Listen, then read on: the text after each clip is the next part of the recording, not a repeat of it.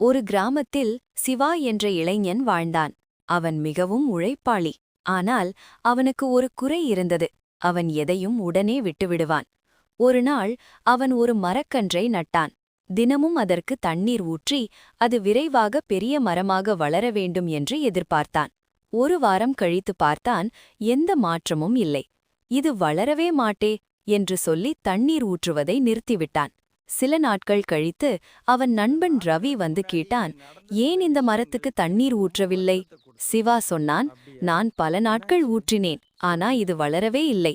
அப்போது ரவி சொன்னான், மரம் ஒரு நாளில் வளராது. பொறுமையுடன் பார்த்து கொண்டால்தான் அது பெரிய மரமாகும். அதை கேட்ட சிவா தன் தவறையும் உணர்ந்தான்.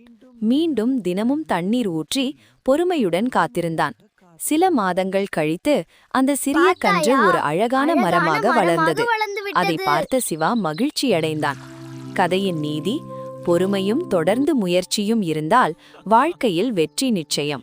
இப்படிப்பட்ட ஊக்கமளிக்கும் கதைகளுக்கு தயவு செய்து லைக் செய்யுங்கள், பகிருங்கள் மற்றும் சேனலுக்கு சப்ஸ்கிரைப் செய்யுங்கள். நன்றி.